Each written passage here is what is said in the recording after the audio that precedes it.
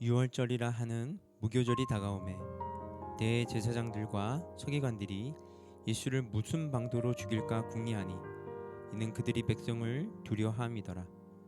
열둘 중에 하나인 가룟신인이라 부르는 유다에게 사탄이 들어가니 이에 유다가 대제사장들과 성전 경비대장들에게 가서 예수를 넘겨줄 방도를 의논하매 그들이 기뻐하며 돈을 주기로 언약하는지라. 유다가 허락하고 예수를 무리가 없을 때 넘겨줄 기회를 찾더라. 유월절 양을 잡을 무교절이 이른지라. 예수께서 베드로와 요한을 보내시며 이르시되 가서 우리를 위하여 유월절을 준비하여 우리로 먹게 하라. 여짜오되 어디서 준비하기를 원하시나이까. 이르시되 보라, 너희가 성내로 들어가면 물 한 동이를 가지고 가는 사람들을 만나리니 그가 들어가는 집으로 따라 들어가서 그 집 주인에게 이르되 선생님이 내게 하는 말씀이 내가 내 제자들과 함께 유월절을 먹을 객실이 어디 있느냐 하시더라 하라. 그리하면 그가 자리를 마련한 큰 다락방을 보이리니 거기서 준비하라 하시니 그들이 나가 그 하신 말씀대로 만나 유월절을 준비하니라. 아멘. 오늘 본문에는 예수님을 죽이려는 음모와 관련된 사람들, 그것과 그 과정 속에 예수님께서 보여주신 모습들이 기록되어 있습니다. 본문 2절 말씀입니다. 대제사장들과 서기관들이 예수를 무슨 방도로 죽일까 궁리하니 이는 그들이 백성을 두려워함이더라. 예수님을 죽이려고 음모를 꾸미고 있던 사람들은 다름 아닌 대제사장들과 서기관들이었습니다. 성경은 그 이유가 백성을 두려워하기 때문이라고 기록하고 있습니다. 관련하여 그들이 백성을 두려워한 이유에 대해 병행 구절인 요한복음 11장 47절 48절 말씀에 그에 대한 부연 설명이 기록되어 있습니다. 요한복음 11장 47절 48절입니다. 이에 대제사장들과 바리새인들이 공회를 모으고 이르되 이 사람이 많은 표적을 행하니 우리가 어떻게 하겠느냐. 만일 그를 이대로 두면 모든 사람이 그를 믿을 것이요 그리고 로마인들이 와서 우리 땅과 민족을 빼앗아 가리라 하니, 대제사장들과 서기관들이 두려워했던 것은 예수님을 향한 유대인들의 믿음이요 그를 통해 약이 될지도 모를 밀란이었습니다. 그들이 밀란을 두려워했던 이유는 그 상황을 틈타 로마인들이 땅과 사람들을 약탈해 갈 여지가 있었기 때문이었습니다. 사실 그들에게 있어 예수님이 누구이신지는 중요하지 않았습니다. 그들에게 중요한 것은 오직 현재의 소유와 기득권이었습니다. 밀란으로 인해 그것들을 상실하게 될지도 모른다는 사실이 그들 두려움의 요체였습니다. 한마디로 그들은 물질과 세상의 것들에 눈과 마음을 빼앗긴 상태였습니다. 이것을 우리는 집착이라고 부릅니다. 집착은 어느 것 하나에 마음이 쏠려 계속 거기에만 매달리는 것입니다.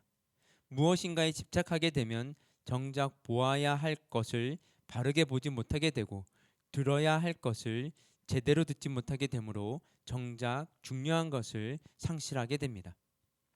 오늘 대제사장들과 서기관들은 물질과 세상 것들에 집착하고 있습니다.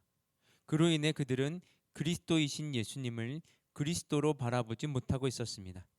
예수님께서 하신 진리의 말씀, 구원의 말씀, 영생의 말씀에 귀가 막혀 있었습니다.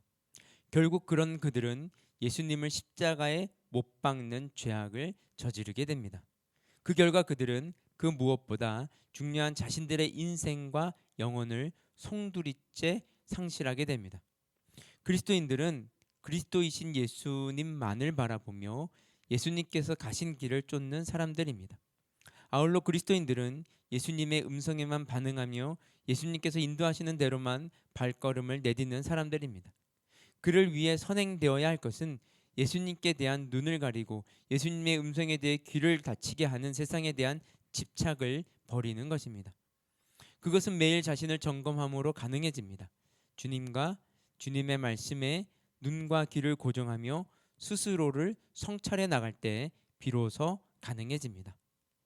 말씀으로 나를 점검하는 일은 세상에 대한 집착을 약화시킬 뿐만 아니라 결과적으로 집착으로부터 벗어나게 하는 원동력이 됩니다. 그를 통해 우리는 집착의 노예가 아닌 주님의 자녀다운 삶을 살아가게 합니다. 관련하여 오늘 본문 3절에는 물질과 세상의 것들에 집착했던 또 다른 한 사람이 등장합니다. 바로 가룟 유다입니다. 그는 예수님의 12제자 중에 하나였습니다. 돈꾀를 맡을 정도로 신임이 두터웠던 그였습니다. 하지만 돈에 대한 그의 집착은 결국 무고하신 예수님을 팔아넘기는 범죄의 동기가 됩니다. 유다의 모습을 통해 우리는 두 가지 사실을 발견하게 됩니다. 첫째는 집착은 더 큰 집착을 낳는다는 것입니다. 요한복음 12장 6절 하반절의 기록입니다. 그는 도둑이라 돈꾀를 맞고 거기 넣는 것을 훔쳐감이러라. 예수님을 팔아넘겼던 유다는 이미 돈꾀에서 돈을 훔쳐 개인적으로 유용하던 돈에 집착하던 사람이었습니다. 그런 그의 집착은 더 큰 돈에 대한 집착으로 이어졌고 급기야는 죄 없으신 예수님을 범죄자로 내모는 음모에까지 가담하게 됩니다. 이처럼 작은 집착은 이후 더 큰 집착으로 이어지기 마련입니다. 둘째로 사탄은 그런 인간의 집착을 틈타 죄를 더 심화시켜 나간다는 사실입니다. 돈꾀로부터 돈을 훔쳐내 사용할 만큼 돈에 집착하던 유다였습니다. 그런 그를 사탄은 지켜보고 있었습니다. 그리고 그의 집착을 통로로 그의 마음에 예수님을 팔려는 생각을 불어넣었고 결국 실행토록 만듭니다. 그의 집착을 이용하여서 죄를 더욱 심화시켜 나갔던 것입니다. 사탄은 우리 주위를 배회하며 우리가 집착하고 있는 대상이 무엇인지를 유심히 살핍니다. 그리고 그것을 통로로 우리의 죄성을 부추기며 더 큰 범죄로 우리를 유도해 갑니다. 우리가 집착하고 있는 것을 통로 삼아 우리의 죄를 더 심화시켜 나가려는 것이 사탄의 전술입니다. 우리가 늘 말씀으로 스스로를 점검하며 그 어떤 것에도 집착하지 않도록 깨어 있어야 하는 이유입니다. 오늘도 사탄은 우리 주위를 서성이며 우리가 집착하는 것들을 눈여겨 살펴보고 있습니다. 그리고 그것들을 통로 삼아 우리 마음속에 주님과 주님의 뜻을 배반하게 하는 악한 생각들을 불어넣으려 합니다. 그를 통해 우리를 다시 죄의 포로로 만들어가기 위함입니다. 하지만 우리가 우리 죄 대신 찢기우시고 피 흘리신 주님, 하나님의 나라를 위해 고난받으시고 세상 집착들을 내려놓는 고통도 불사하신 주님을 기억한다면 그 어떤 사탄의 괴계에도 결코 미혹당하지 않게 될 것입니다. 이 사실을 마음속 깊이 새기시며 오늘도 주님 안에서 영적 전쟁에서 승리하시는 저와 여러분 되시기를 주님의 이름으로 축복드립니다. 함께 기도하겠습니다. 주님의 찢기우심으로 새 삶을 살게 된 저희입니다.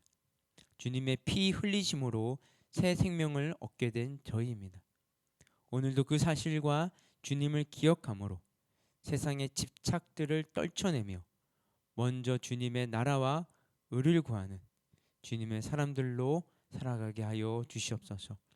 이 모든 말씀 예수님의 이름으로 기도드렸습니다. 아멘. 우리 계속해서 개인 기도 제목 가지고 기도하며 나아가도록 하겠습니다.